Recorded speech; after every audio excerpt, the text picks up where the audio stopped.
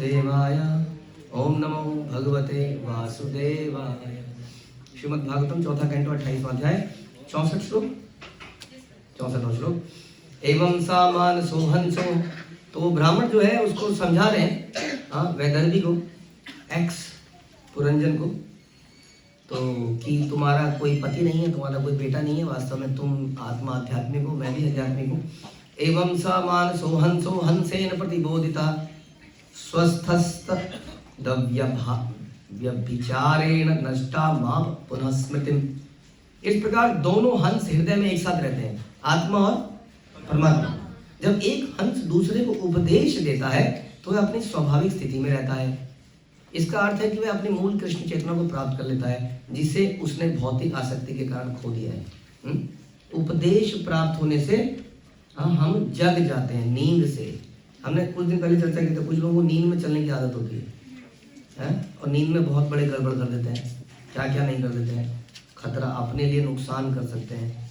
लेकिन कोई उसको जगाए जोर से बोल के तो वो जग जाता है, तो उसको समझ में आता है। वैसी उपदेश से हम सुप्त अवस्था से जागृत हो जाते हैं, अपनी मूल कृष्ण चेतना को प्राप्त कर लेते हैं, जो हमने भौतिकता में रहते रहते खो दिया। अपनी पहचान को खो दिया ना हमने, वो पहचान खो गए, हमें याद ही नहीं है हम कौन थे। हमें कितना याद दिलाना पड़ता है, रोज हमें समझना पड़ता है मैं एक आत्मा हूँ, मैं भगवान का अंश हूँ, मेरा कार्य भगवान की सेवा करना है, बार बार बार बार बार बार।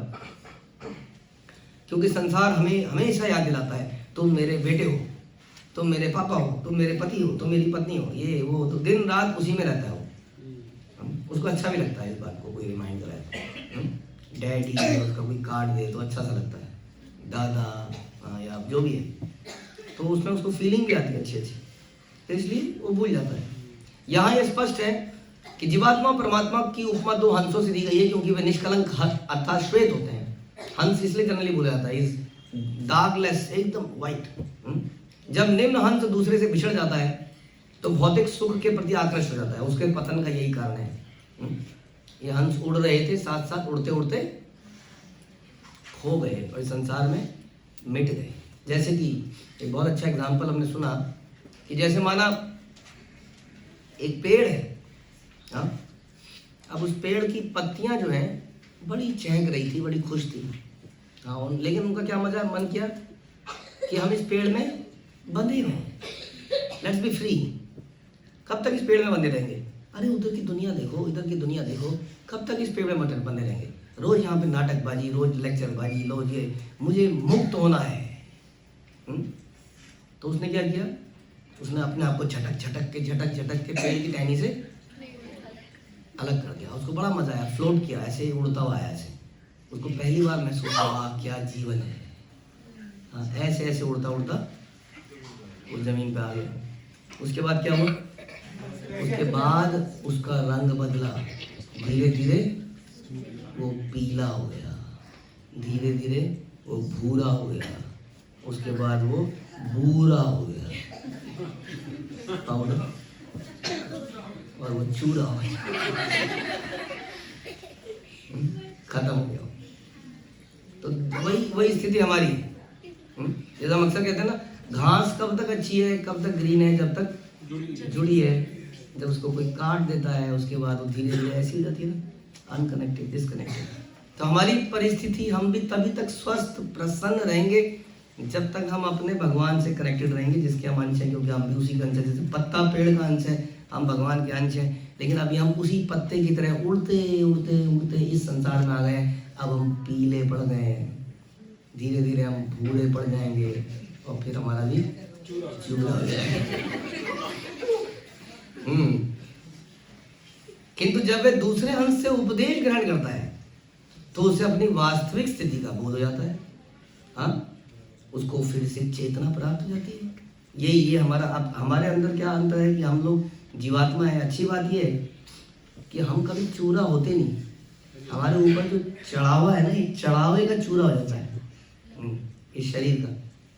तो जैसे ही हमें कोई इस प्रकार का कोई कनेक्टर आता है, कनेक्टर पाइप को कनेक्ट करते हैं, कोई कनेक्टर आके हमें जैसे ही कनेक्ट करता है, अब इस संसार में पत्ते को तो दोबारा कनेक्ट नहीं कर सकते। एक बचपन में हमने कहानी सुनी थी, द लास्ट लीफ। वो व्यक्ति बीमार पड़ता है, और वो देखता है कि वो पेड़ भी सूख रहा है, तो डिमोरलाइज। अगले दिन देखता है पेड़ के कुछ और पत्ते झड़ गए, अगले दिन कुछ और झड़ गए, तो वो डाउन होता चला जाता है कि मैं भी खत्म हो जाऊंगा। फिर वो देखता है कि इस तरह से एक पत्ता नहीं झड़ा, अगले दिन भी नहीं झड़ा, अगले दिन भी नहीं झड़ा, अब उसकी उम्मीद जगती रहती है और वो ठीक हो जाता है। बाद में पता चलता है कि सारे पत्ते झड़ गए थे, पेंटर ने पत्ते को पेंट करके वहाँ चिपका दिया था कि उसकी होप बनी रहे।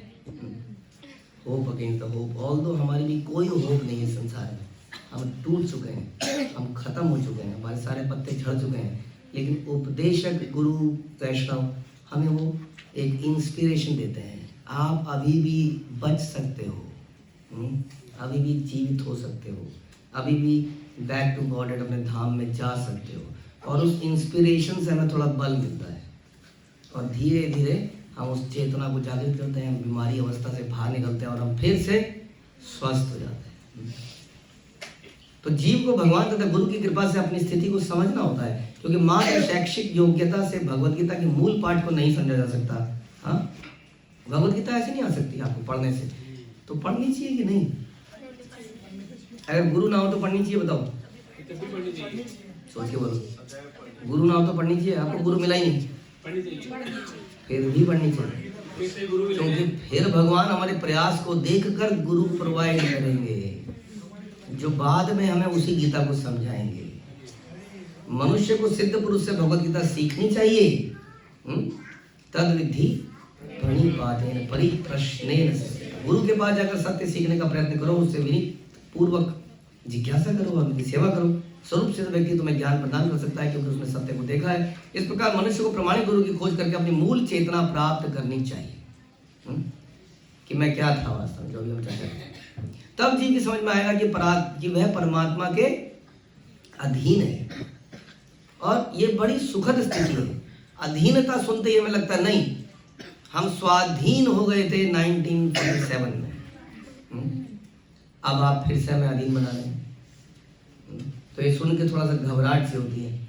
वास्तव में हम हमेशा से अधीन हैं इस शरीर के, इंद्रियों के, 3 गुणों के, समय के, इन सब के अधीन हम हमेशा ही हैं। लेकिन पता नहीं, हमें लगता है कि हम स्वतंत्र हो चुके हैं, लेकिन हम वास्तव में पराधीन हैं। लेकिन भगवान के पराधीन होने का मतलब है जैसे कि अपने माता पिता के पराधीन हो जाना। दुखद स्थिति है, अच्छी स्थिति है। गुरु शिष्य, गुरु के प्रति गुरु के साथ पराधीन हो जाना अच्छी स्थिति है, बुरी है? अच्छी है। नहीं तो हम अनाथ कहलाते हैं, जिसका कोई नाथ ना हो। नाथ होना मतलब पराधीनता। आप मेरे नाथ हैं और मैं क्या हूँ? मैं सेव हूँ। आप मेरे नाथ तभी तो है, ये क्या हो गया? पराधीन। और अगर मेरा कोई नाथ नहीं है तो मैं क्या कहलाया? अनाथ। अच्छा है, अनाथ स्टेटमेंट इज गुड, अच्छी तो नहीं मानी जाती ना। इसलिए ऐसा नहीं है कि किसी के अधीन होना एक बुरी स्थिति है, ये एक अच्छी स्थिति है अगर सही जगह हम अधीन हैं। इज नॉट लाइक बंधुआ मजदूर। लेकिन जब वह भोक्ता बनने के भाव को परित्याग कर देता है, तब वो इस अवस्था को प्राप्त करता है। जब वो मालिक बनना नहीं चाहता है, जब वो कंट्रोलर बनना नहीं चाहता है और भगवान के अनुसार अपने जीवन को जीना चाहता है, तब केवल कृष्ण तथा गुरु की कृपा से वह इस अवस्था को प्राप्त कर पाता है वास्तव में। हाँ, तो ये अदरवाइज ये पॉसिबल नहीं है। बर्हिष्मन्ने तद्ध्यात्मं परोक्षेण पदर्शितम यत् परोक्ष प्रियो देवो भगवान विश्व भावना। हे राजा प्राचीन बरही, सीधा कहाँ पहुंच गए हम? सीधा हम स्टार्टिंग में पहुंच गए, नारद मुनि। हे राजा प्राचीन बरही, समस्त कारणों के कारण भगवान परोक्ष रूप से जाने जाने के लिए विख्यात हैं। इस प्रकार मैंने तुमसे पुरंजन की कथा कही। वास्तव में यह आत्म साक्षात्कार के लिए उपदेश है। अब नारद मुनि बता रहे हैं कि ये कहानी मैंने तुम्हें क्यों बताई? Self realisation, to knowing yourself. क्या आप अपने आप को जानते हैं? कौन है आप? भूल गए नाम? नाम याद है? अभी आपने कहा मैं जानता नहीं अपने आप को। नाम याद है? क्या नाम है आपका? बट आप तो अर्जुन नहीं है, अर्जुन तो मर जाएगा कुछ सालों में। आत्मा है ना, तो फिर अर्जुन तो नहीं है। तो इस प्रकार से आत्म साक्षात मतलब अपने आप को जानना। तो बता रहे नारद मुनि की सारी कहानी मैंने आपको इसलिए बताई ताकि आपको ये रियलाइज हो कि आप कौन हैं। जैसे उस वैदर्भी को ये मालूम नहीं है और रो रही है, चिल्ला रही है, जीवन के पर्पस को उसने खो दिया है, वैसे ही उस पुरंजन ने अपने जीवन के पर्पस को खो दिया था। पुराणों में आत्म साक्षात के अधिकार की ऐसी कई कथाएं हैं, उन कथाओं के माध्यम से हम सीखते हैं। ये तथ्यों को बताने के लिए हैं, केवल इन्हें कथाएं नहीं समझना चाहिए, इसमें से अधिकतर तो वास्तविक घटनाएं हैं। हाँ, यह माइथोलॉजी नहीं है। अप्रत्यक्ष उपदेश मनुष्य की समझ में कई बार जल्दी आता है, कहानी के थ्रू किसी को समझाओ तो जल्दी समझ पाता है, वैसे डायरेक्टली किसी को उपदेश दो बिना कुछ बताए तो समझ में बिल्कुल भी नहीं आता है। ये बड़ा इंपॉर्टेंट है। गुरु का ये कार्य है, गुरु बड़ी स्मार्टली, बड़े इंटेलिजेंटली कुछ ऐसे एग्जाम्पल लेता है जो कि सामने वाले के जीवन से मैच करते हो, और मैच करने से क्या होता है, वो उसको एग्जाम्पल को हाँ ये तो मेरी बारे में बोल रहे हैं, ऐसा होता है। कई बार लोग हम पे आरोप लगाते हैं, प्रभु जी आप हमें सुना देते हैं, या कोई किसी को होता है हम एक सारा लेक्चर मेरे ऊपर था, मुझे पता है। अब ऐसा कैसे हो सकता है, सबके लिए कैसे हो सकता है, ऐसा नहीं है। लेकिन इस प्रकार से वो इंटेलिजेंट लिसनर है एक्चुअली, वाकई में जो ऐसा सोच रहे हैं, इसका मतलब दे आर कनेक्टिंग, वो डेड नहीं। कहीं तो हमने ऐसे लोग देखे हैं कि हमने इनडायरेक्टली डायरेक्टली सब कुछ बोल दिया, लेकिन उन्हें महसूस ही नहीं हुआ कि मेरे लिए बोला। ऐसा भी होता है, हम थक जाते हैं, नाम लेके कैसे बोले हम, लेकिन उसको कुछ महसूस ही नहीं हो रहा है, क्योंकि हम लेक्चर के बाद में मिले तो हंस रहे हैं, आराम से बात कर रहे हैं। नहीं तो ऐसा व्यक्ति थोड़ा सा मुंह चुराता है, थोड़ा नाराज सा हो जाता है, मेरे लिए बोला 2-3 दिन में जाके ठीक होता है वो। और हमने वो देखा, वो आए और हंस रहे हैं, बात कर रहे हैं, समझ में आए, कुछ समझ में आया इन्हीं के तो बोल रहे थे। कैसे बोले, अब टाइम कम मिलता है ना, ये 1 to 1 कैसे करें एक से एक, और पब्लिकली किसी को डिफेम कर नहीं सकते तो नाम भी नहीं ले सकते। तो जब ऐसी बात बोली जाती है तो कई सारे लोगों को लगती है ये मेरे लिए है, उसको लगता है ये मेरे लिए, उसको लगता है ये मेरे लिए। ये बड़ी अच्छी स्थिति है वास्तव में, कम से कम वो जिंदा होकर सुन तो रहा है, इसलिए उसके जीवन पे जरूर फर्क पड़ेगा। वो बुरा भी मान जाएगा तो कोई बात नहीं, और 2-3 दिन में इस चीज़ को सुधारेगा भी। और इसमें क्या है, किसी को बदनामी थोड़ी करनी है, पर्पस इसकी सबको मैसेज पहुंच जाए यदा कदा, और सब उसके ऊपर हम लोग इम्प्रूव करने का प्रयास करेंगे, तो पर्पस है, अदरवाइज क्या पर्पस है, कहानी होगा।